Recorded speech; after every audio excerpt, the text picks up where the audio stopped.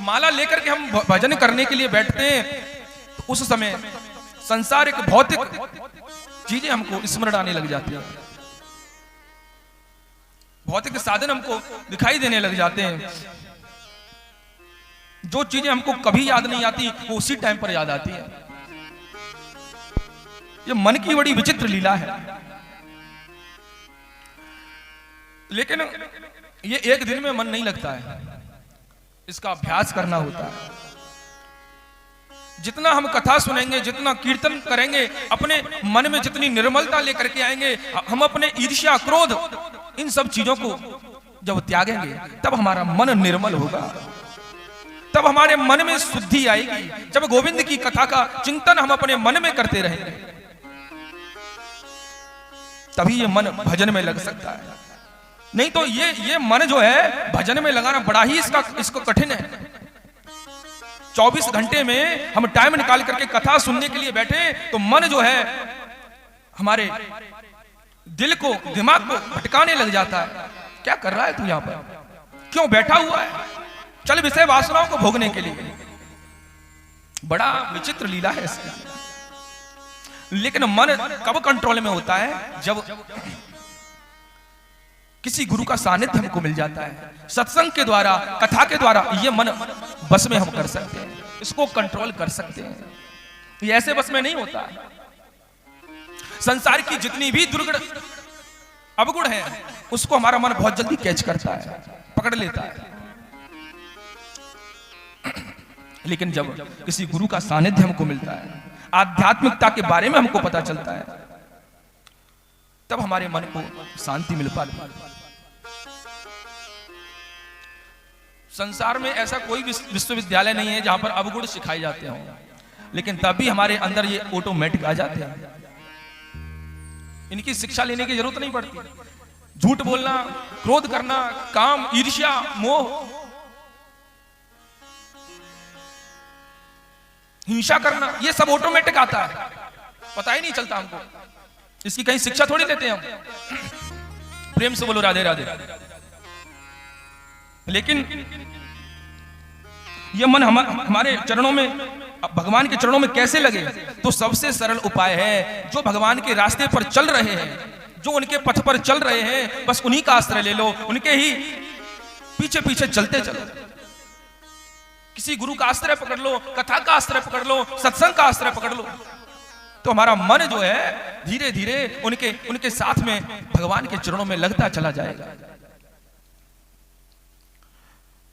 गुरु जो होते हैं ये गोविंद के रास्ते पर चलने का एक मार्ग प्रशस्त करते हैं। भक्ति भक्त भगवंत गुरु चतुर नाम बपु एक, इनके पद बंधन किए नासै विघ्न अनेक। गुरु को अगर हम ब्रह्म ही मान लें, गुरु भगवान तक पहुंचाने का एक जरिया है, लेकिन गुरु को ही हम ब्रह्म मान ले ऐसा नहीं है। वो उन स्वरूप, भगवान के स्वरूप जैसे हैं,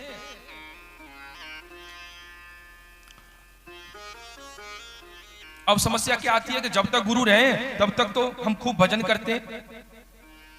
अब जब क्योंकि ये जो शरीर है ये तो नश्वर है भाई, चाहे गुरु हो चाहे कोई भी हो, जो इस पंच भौतिक शरीर में आया हुआ है वो तो उसका नष्ट होना निश्चित ही है।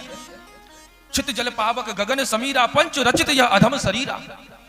5 तत्वों का जो शरीर है ये तो जिससे बना हुआ है, इसका तो नष्ट होना निश्चित ही है, अब चाहे वो कोई भी क्यों ना हो।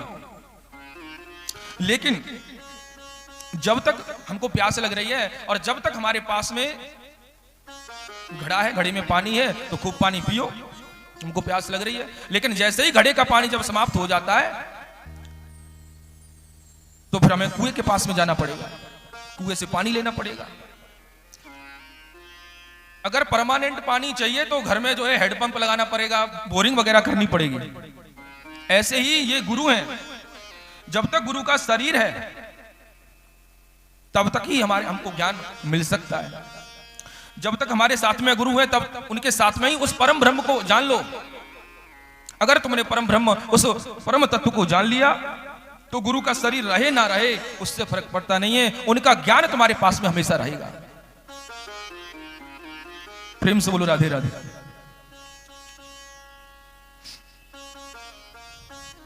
देखिए सदगुरु कौन है, संत कौन है? केवल वेशभूषा देख करके हम किसी को संत समझ लें तो भेष तो कोई भी धारण कर सकता है। कोई चोर भी भेष धारण कर सकता है, कपटी भी भेष धारण कर सकता है। भेष से किसी को जाना नहीं जा सकता, उसके स्वभाव से जाना जा सकता है। और संत जो होता है उसका जो मन होता है वो बड़ा निर्मल होता है, वो पूरे संसार को अपना परिवार समझता है। आप गाली दो तो भी कोई फर्क नहीं, आप सम्मान करो तो भी कोई फर्क नहीं। संत जो होता है वो किसी को धोखा देने का सोच ही नहीं सकता है, क्योंकि साधु से न होए न कारज हानि। जो संत होगा उसके अंदर अहित की, किसी के विनाश की भावना आएगी ही नहीं। प्रेम से बोलो राधे राधे। क्योंकि वो पूरे ब्रह्मांड को अपना समझ रहा है। तो कल हमने